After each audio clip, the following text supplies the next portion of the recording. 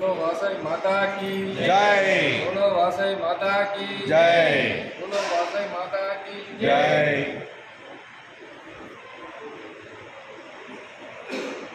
అందరూ కూడా మీరు మేమని కాకుండా అందరం సమానమే, అందరం కలిసి ఈ కార్యక్రమాన్ని విజయవంతం చేసుకున్నామని మనస్ఫూర్తిగా అభినందనలు తెలుపుతున్నాను. గతంలో మా మిత్రులు వేరే ఊళ్ళలో వరంగల్, కరీంనగర్, హైదరాబాద్ ఇలాంటి స్థానాలలో ఈ అమావాస్య రోజు అందరూ ఫ్రీగా ఉంటారని అమావాస్య రోజు అన్నప్రసాద విచారణ ఇదైతే ప్రోగ్రాం పెట్టారు.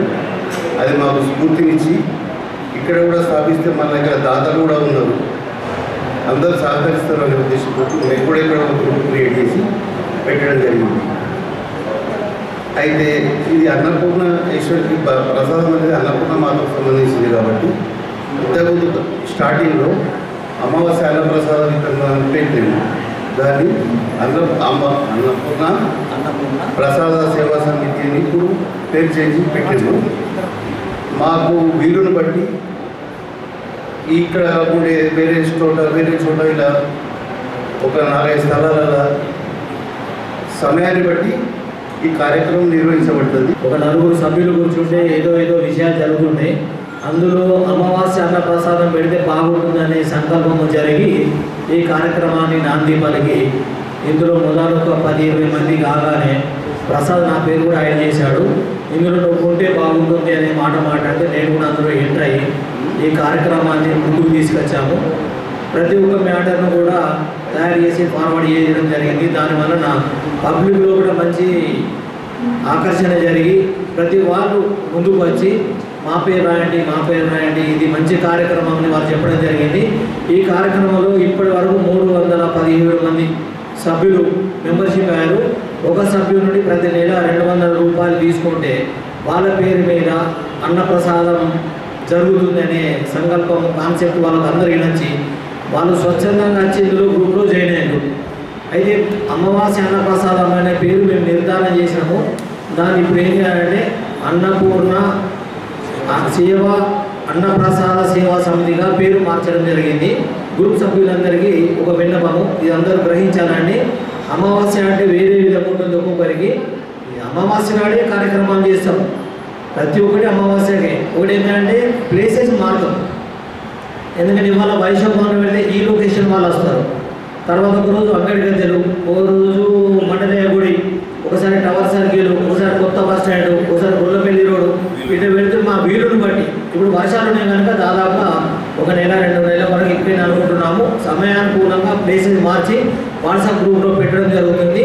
దాన్ని గమనించి మీరందరూ కూడా మాకు సహకరించాలి, ఎందుకంటే మీరు లేని కార్యక్రమం జరగదు. మీరందరూ ఉంటేనే మాకు సహకారం. మేము కూడా నేను మెసేజ్ పెట్టాం, అందరము సమానమే. ఇందులో కార్యక్రమం 4 ఉంటే కార్యక్రమం చేస్తాము, మిగిలిన వాళ్ళందరూ ఉంటేనే కార్యక్రమం విజయవంతమవుతుంది. కావున అందరూ గ్రహించాలండి. తప్పకుండా మీ సభ్యులందరికీ పేరు పేరున ధన్యవాదాలండి. మా నలుగురిది, కానీ స్పందన మాత్రం మన అందరిది. మీరందరూ స్పందించినందువరకు ఈ కార్యక్రమం ఇక్కడ తీసుకొచ్చాం. అందరికీ పేరు పేరున ధన్యవాదాలు. ఇలాగే ఇంటింకాయ పట్టుకుంటుంది అన్నట్టు ముందు ఇంకా చాలామంది జాయిన్ అయ్యి ఈ పుణ్య కార్యక్రమంలో పాల్పంచుకోవాలని కోరుచున్నాం. ప్రధాన ఉద్దేశం వీళ్ళది. అన్ని చోట్ల అన్నదానం జరుగుతుంది, ప్రతిరోజు ఎక్కడో ఒక చోట. అయితే అమావాస్య రోజు మనం అన్నదానం చేద్దామని చెప్పేసి సంకల్పం వాళ్ళకు కలగడం అమ్మవారి యొక్క సంకల్పమే. 12 గంటల తర్వాత అమావాస్య వెళ్ళిపోతున్నది, జ్యేష్ఠ మాసం అయిపోయింది. రేపటి నుంచి ప్రారంభమయ్యే వర్ష ఋతువుతో వారాహి నవరాత్రులతో ప్రారంభమవుతున్నది. ఆ రోజునే వీళ్ళకి చెయ్యాలనే సంకల్పం కలిగింది, అది భగవత్ కృప. ఇటువంటి మన అన్నదానం చేస్తే ఏం ఫలితం కలుగుతుందంటే అందరికీ తెలుసు. గజతురగ సహస్రం గోకులం భూమిదానం కనకరచిత పాత్రం ఏడిని సాగరంతం ఉభయకుల పవిత్రం కోటి కన్యా ప్రదానం నభవతు సమతుల్యం అన్నదాన సమానః. అంటే 1000 ఏనుగులు, 1000 గుర్రాలు, ఇవన్నీ మన భూమి ఎంతుందో, గోకులం ఎంత ఉంటుందో అంతదాకా దానం చేస్తే ఎంత పుణ్యమో. గజతురగ సహస్రం గోకులం భూమి దానం. 100 గుర్రాలు ఉరికితే, 100 ఏనుగులు నడిస్తే, 100 గోకులాలు కలిస్తే ఎంత భూమి అవుతుందో ఆ భూమి దానం చేస్తే ఎంత పుణ్యమో.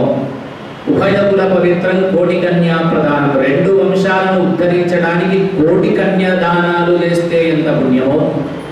అట్లాగే బంగారము వెండి భూమి నుంచి మనం ఉన్న స్థలం నుంచి సముద్రం లోతు ఎంత ఉందో సముద్రం ఆవలికి లోతుతో కూడుకొని బంగారము వెండి దానం చేస్తే ఎంత పుణ్యమో. కేవలం ఒక్క అన్నం ప్రసాదంగా ఇస్తే అంత పుణ్యమట. అటువంటి పుణ్యం మరి కేవలం ఎవరికి ప్రీతి అర్థం ఇది చేస్తున్నాం మనం అంటే, దేవతలు 2 రకాలుగా ఉంటారు. ఒకటేమో మనం అర్చించేటువంటి దేవతలు స్వాహా రూపంలో అన్నాన్ని స్వీకరిస్తారు అగ్నిహోత్రము ద్వారా. ఇంకొకటి పితృదేవతలు స్వధా రూపంలో అన్నాన్ని స్వీకరిస్తారు దేవతల స్వరూపమై. రూపము ఏదైనా చేసేది దేవతల ప్రీతి అర్థం కనుక ఈనాడు ఎవరైతే అన్న ప్రసాదంలో భాగస్వామ్యాన్ని తీసుకుంటారో, ఆనాడు కాశీలో వ్యాసునికి ఏ విధంగా అన్నపూర్ణాదేవి ఎన్ని వరాలు ఇచ్చిందో అటువంటి వరాలన్నీ ఆ ఇంట కురిపిస్తుందట జగన్మాత. అందుకని ఈ సేవా సమితి వాళ్ళు ఏదో పాపం తెలియక అమావాస్య సేవా సమితి పెట్టుకుంటామన్నారు. అమావాస్య సేవా సమితి అంటే కొందరి మనసులలో ఏం నాటుకొనిపోతుందంటే, అమావాస్య దేనికి ప్రీతి, ఏ శుభకార్యం మనం చేసుకోం సుమారుగా. అటువంటిది ఏ శుభకార్యం చేసుకోకుండా ఈ అమావాస్య నాడు మనం అన్నప్రసాదం తింటే మనకేమో జరుగుతుంది అనే భావన. ఎందుకంటే కాలం ఎట్లా అయిపోయిందంటే, పాపం ఒక మనిషి చనిపోతే ఆ మనిషిని మోయడానికి 4 మనుషులు కరువైపోయిన కాలం ఈనాడు. ఎందుకంటే ముట్టుకుంటే ఏం జరుగుతుందో, ఏం పాపం జరుగుతుందో మనకు సంబంధం లేని వాడు వాడు అనుకుంటాం. కానీ అట్లాంటి యజ్ఞంలో మనం కనుక మోస్తే, దేవుని సేవ 1,000 సార్లు తిరుపతి దేవస్థానంలో మోస్తే ఎంత పుణ్యమో అంతకన్నా 1,000 రెట్ల పుణ్యం ఒక శవయాత్రను చేస్తే అంత పుణ్యం. అటువంటి కాలం ఈ కాలం నడిచేటప్పుడు అమావాస్య అన్నదానం చేస్తే మీరిచ్చే ప్రసాదంలో పాల్గొనడం కష్టమేమో. కాబట్టి అన్నపూర్ణ అన్నప్రసాదం కేవలం అమావాస్య రోజు. ఎందుకంటే పౌర్ణమి రోజు ఒక దేవాలయంలో అన్నదానం ఉంది, ఆదివారం ఒక దేవాలయంలో అన్నదానం ఉంది, సోమవారం ఒక దేవాలయంలో ఉంది, శుక్రవారం ఒక దేవాలయంలో ఉంది, గురువారం ఒక దేవాలయంలో ఉంది. మిగిలింది ఒక్కటి వీళ్ళందరికీ అవకాశం వ్యాసుడు ఏనాడైతే తిన్నాడో ఆనాడే అమావాస్య రోజు మీరు అన్నదానం చేయాలని అమ్మ వాళ్ళ మనసుల్లో వచ్చింది. అటువంటి అమావాస్య రోజు అన్నపూర్ణ సేవా సమితి వారు చేసేటువంటి అన్నప్రసాదంలో అన్నప్రసాదాన్ని స్వీకరించడంతో పాటు భాగస్వాములై అన్నపూర్ణ మాత యొక్క పరిపూర్ణమైనటువంటి అనుగ్రహాన్ని మనం పొందితే మనం గారు ధరించేది. ఒక కన్యాదానం చేస్తే అటు 7 తరాలు ఇటు 7 తరాలు అంటారు. మరి అన్నదానం చేస్తే అటు 27 తరాలు, తల్లి వైపు తండ్రి వైపు 27 తరాలు తరిస్తాయి. అటువంటి అన్నప్రసాద వితరణలో అందరము పాల్గొని అటు అన్నపూర్ణాదేవికి, అట్లాగే మన ఇంట్లో ఎవరైతే పితృదేవతలు మరణించినారో వాళ్ళకి అన్నప్రసాద వితరణ ద్వారా అన్నం దానం చేసిన అన్నం ప్రసాదం, దానం అని అనకూడదు, అన్నాన్ని నీళ్ల ప్రదానం అన్న ప్రదానం ఎవరైతే చేస్తారో వాటికి 2 అవసరం దేవతలకి, ఒకటి నీళ్లు, రెండవది తిండి. ఇవి మన వంశంలో ఎవరైతే మరణించి ఉంటారో వాళ్ళకి ఈ నీళ్లు ఈ అన్న ప్రసాదం ద్వారా ఉత్తమ గతులు కలుగుతాయి అని చెప్పేసి మనకు పెద్దలు చెప్తారు. కనుక ఈనాటి ఈ కార్యక్రమంలో భాగస్వాములు కాబోతున్న మనందరికీ అన్నపూర్ణమాత యొక్క పరిపూర్ణానుగ్రహం, అట్లాగే ఇక్కడ కొలువై ఉన్న ముగ్గురమ్మల మూలపుటమైన జగన్మాత వాసవి మాత యొక్క పరిపూర్ణ అనుగ్రహము కలిగి వీళ్ళు సంకల్పించిన ఈ కార్యం నిర్విఘ్నంగా జరిగి వాళ్ళందరికీ మనందరికీ మా యొక్క ఆశీస్సులు ఉండాలని, ఈ అన్నప్రసాద వితరణలో మమ్మల్ని కూడా ఈ సమయం మాకు ఇచ్చినందుకు అన్నపూర్ణ సేవా సమితి సభ్యులందరికీ పేరు పేరున కృతజ్ఞతాభివందనాలు తెలియజేస్తూ జై వాసవి మాత.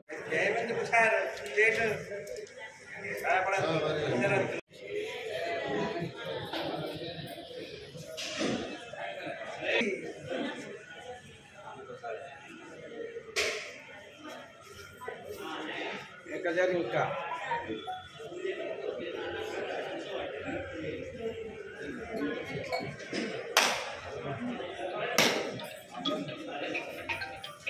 वासवी माता की माता अन्नपूर्णेश्वरी की शंकर भगवान की व्यास भगवान की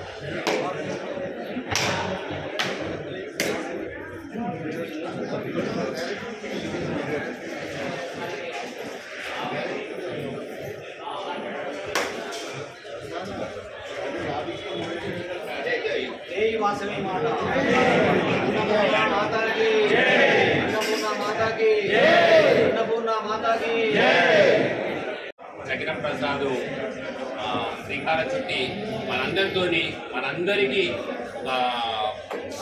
ఆదర్శంగా నిలిచి, అంటే ఒక మనకు పుణ్య కార్యక్రమంలో బట మనను కూడా పాలు పంచుకొని దీనికి మనం కూడా భాగస్వాములు చేసినందుకు ఈ నలుగురికి నా తరఫున నేను ఒక చిరు సత్కారం చేసి, అంటే ఈ సత్కారం కాదు, ఇది వాళ్ళకు బాధ్యతను పెంచుతున్నాం.